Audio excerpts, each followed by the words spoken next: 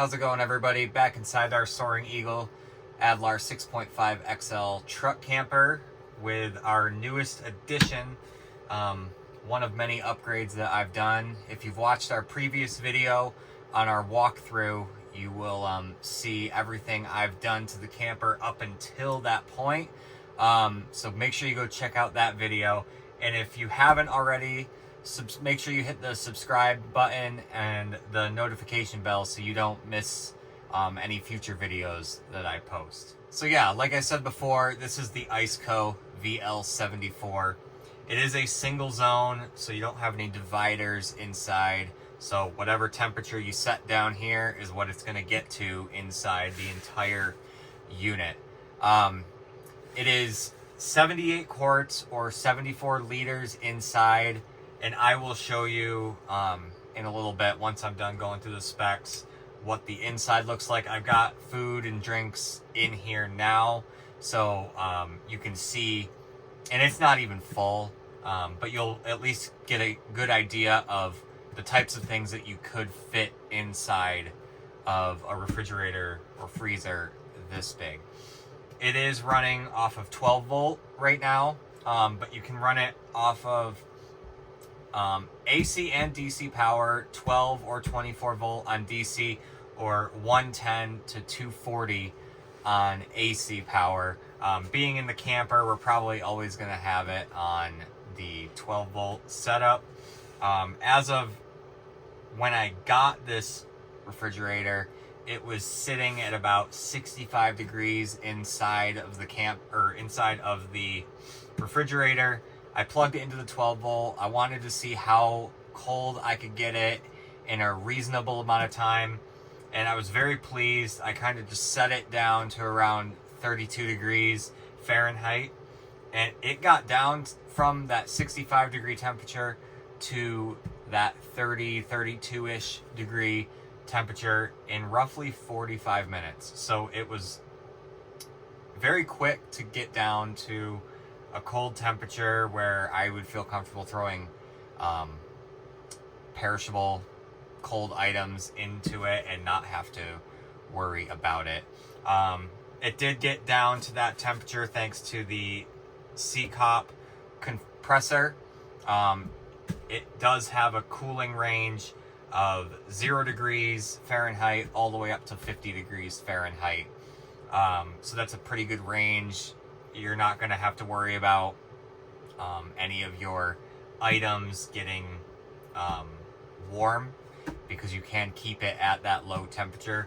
After I did get the temperature down really low, I did shut the refrigerator off, and I let it sit overnight to see how quickly it would rise in temperature. It wasn't too warm. It was like 40 degrees outside, so it wasn't super warm, but it did end up getting down to 29 degrees inside the refrigerator before I killed the power. And when I went out the next morning to check on what the temperature inside the refrigerator was, it had only gone up 2 degrees.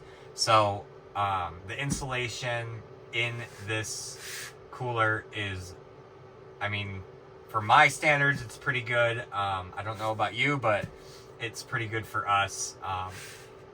The insulation is about, I believe it's about 1 inch thick. It might be a little bit thicker.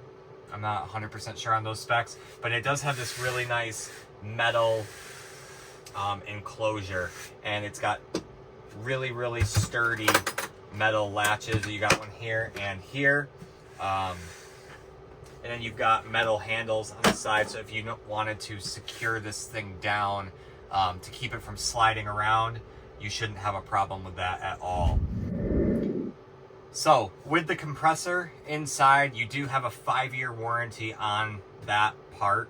The rest of the fridge is just a 1-year warranty on any parts that might go bad, if they go bad at all. It is a big refrigerator. As you can see, it is taking up one of our benches for the table when we have that set up. But when we do have it in the dinette position, our son can still lay here fully extended with no issues.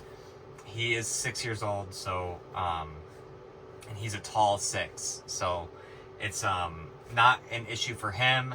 But if we did want to use this space as a bench, if we all want to sit around the table and not have to set up a chair at the end of the table, this can be moved onto the floor and we can set up the table normally.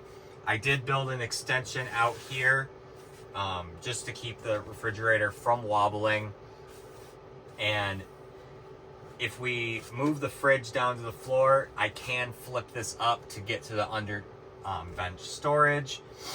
With it being so big, it comes in around 62.7 pounds, and it's got a length of 32.3 inches, and then it's 19 inches deep and 19 inches tall.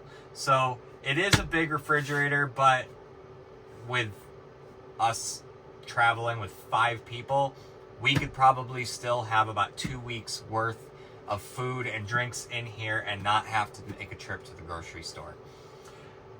It does have 40 degrees of tilt, so if you are taking this off-roading like we do, you can tilt the vehicle up to 40 degrees and this will still operate normally.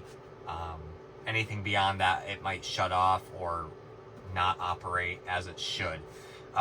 You have 3 levels of battery protection built in. You have a low, a medium, and a high. I just have it set on the medium.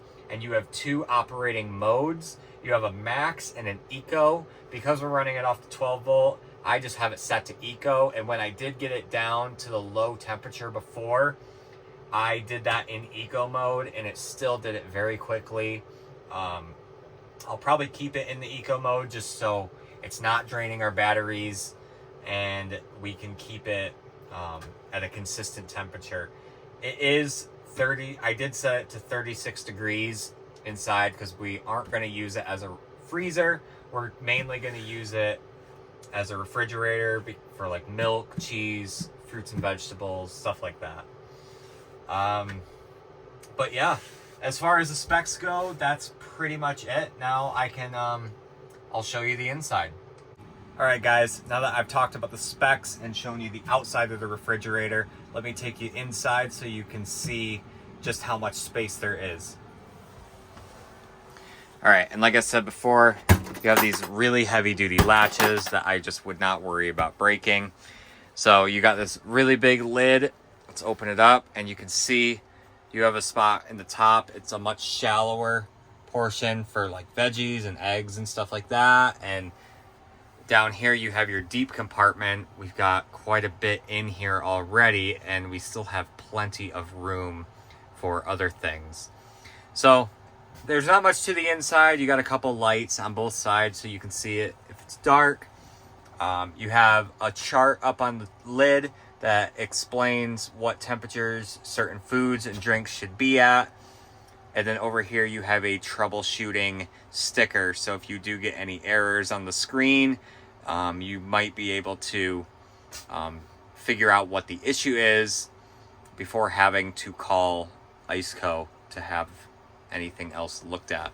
And as you can see real quick right here, you've got 4 hinges in the back. So it's definitely a sturdy construction. And then you have your nice rubber seal all around the outside, giving you that really nice seal so you're not losing any cold. And you can hear just how tactile those latches are. But yeah, other than that, it's really pretty basic, not much to it. But yeah, if you have not subscribed to the channel, make sure you do so and you hit that notification bell so you don't miss any future videos. Thanks, guys.